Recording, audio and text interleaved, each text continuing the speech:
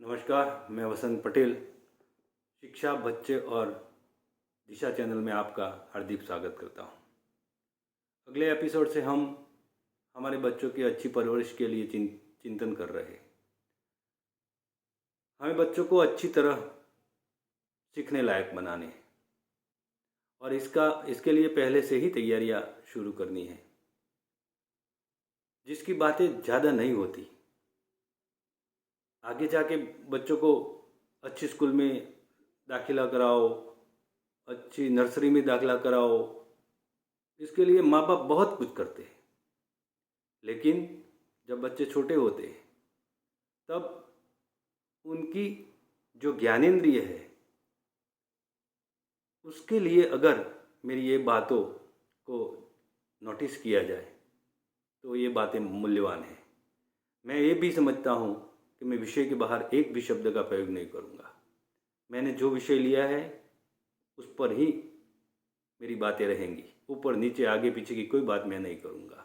ये मेरा वादा है और मेरा आपसे कमिटमेंट है, क्योंकि मैं जानता हूँ आपका समय बहुत कीमती है।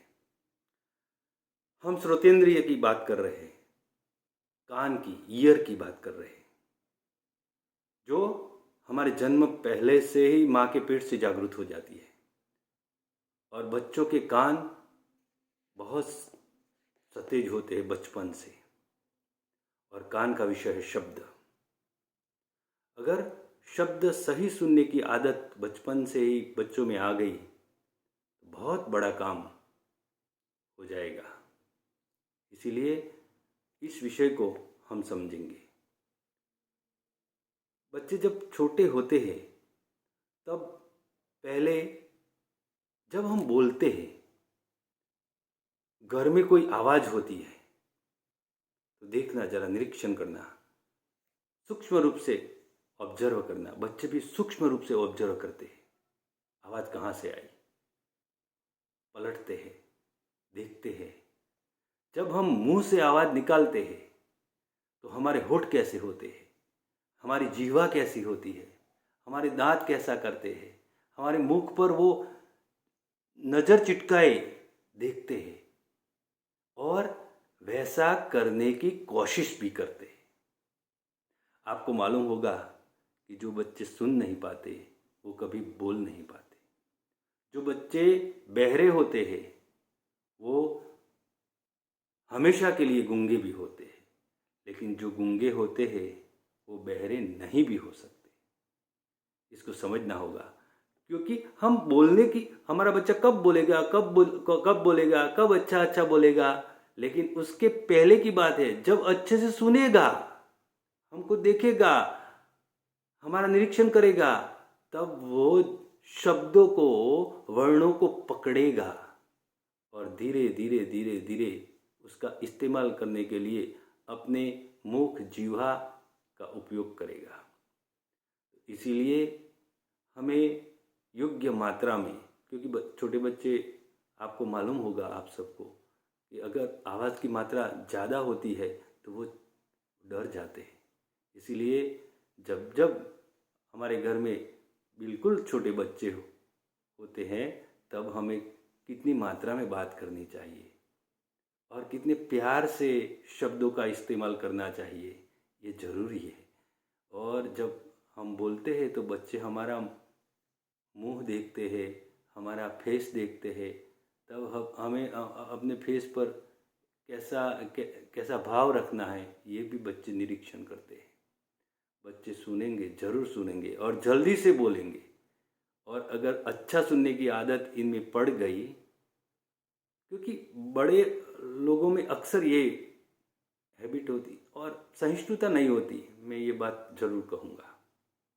बोलने की बहुत आदत होती है लेकिन सुनने की धीरज नहीं होती।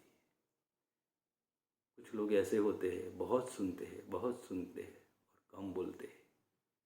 इसीलिए सुनने सुनने सुनना ज़्यादा है और बोलना कम है। बड़े बड़े लोगों के पास से ये बात हमने सुनी है और बात भी सही है। जब हम बड़े होते तब हमें कभी कभी एक गेम खेलनी चाहिए, माता पिता को भी, संतों उसको आध्यात्मिक रूप से ये बात को ले जाते हैं, महान लोग, बड़े बड़े लोग, आप शांत हो जाओ, शांत हो जाओ और शांति से अनुभव करो, आपको क्या सुनाई देता है। लेकिन मैं इसको गेम के रूप में लेता हूँ। हम कैसा एकाग्रता से सुनते हैं, इसके लिए एक छोटी सी गेम हमें खेलनी चाहिए जब जब हमको टाइम मिले तब। और समझने वाले बच्चे को भी ये गेम खिलानी चाहिए। हमें क्या करना है, हमें शांत होना है, एकदम शांत होना है और शांति से सुनना है। जब हम शांत हो जाएंगे, बाहर की दुनिया भी शांत होगी, तब हमको कभी सुनाई नहीं देने वाली आवाज़ भी हमें सुनाई देगी। हमें वायु की लहर की आवाज़ सुनाई देंगी, हमें पक्षियों का आवाज़ सुनाई देगा, हमें छोटे छोटे जीव जंतु का, अगर इससे भी ज़्यादा हम शांत होंगे तो छोटे छोटे जीव जंतु भी उनकी चहल पहल भी सुनाई देगी। अगर इससे भी हम ज़्यादा शांत होंगे, उससे भी आगे जाएंगे, तब हमको अपने अपने हृदय की धड़कन भी सुनाई देगी। उससे आगे भी जब हम शांत होते हैं, तब हमारी नस नस में बहने वाला लहू भी सुनाई देता है। और जब इससे भी आगे हम शांत होते हैं, तो हमारे शरीर में जो सूक्ष्म रूप से जो चहल पहल है वो भी सुनाई देती है। बात मैं ये कर रहा हूँ कि हम जब शांत होते हैं और एकाग्रता से सुनते हैं, तब हमको क्या क्या सुनाई देता है इस सृष्टि में से। हमें बच्चों को कभी कभी ये गेम खेलने को कहना चाहिए, हम बड़ों को भी ये गेम खेलनी चाहिए। इससे हमको शांति भी मिलेगी और एक अद्भुत अनुभव भी होगा और एक अद्भुत इस सृष्टि में, इस समष्टि में, हमारे आसपास जो शब्द के ऊपर हमारा कभी ध्यान भी नहीं गया, वो शब्द भी हमें सुनाई देंगे। और हमें मालूम है, हम सबको पता है, अगर हम सही तरह से सुनेंगे और एकाग्रता से सुनेंगे, ये बाबतें हमारी आत्मसात हो जाती है और उसको हम कभी भूलते नहीं हैं। हमारे बच्चों को बचपन से अच्छी रीत से सुनने की हमें आदत डालनी है। सज्जनों और सन्नारियों, ये सुनने की कला, इसको श्रवण कला कहते हैं। अगर जिस बच्चे की श्रवण कला बहुत अच्छी होती है, वो बोलता भी बहुत अच्छा है और वो स्मरण भी अच्छा कर लेता है। उसके मन में वो शब्द हमेशा के लिए स्थिर हो जाते हैं। इसीलिए श्रवण कौशल्य का विकास के लिए हमें प्रयत्न करना है। बाद में हमारा बच्चा पढ़ेगा, ज़रूर पढ़ेगा।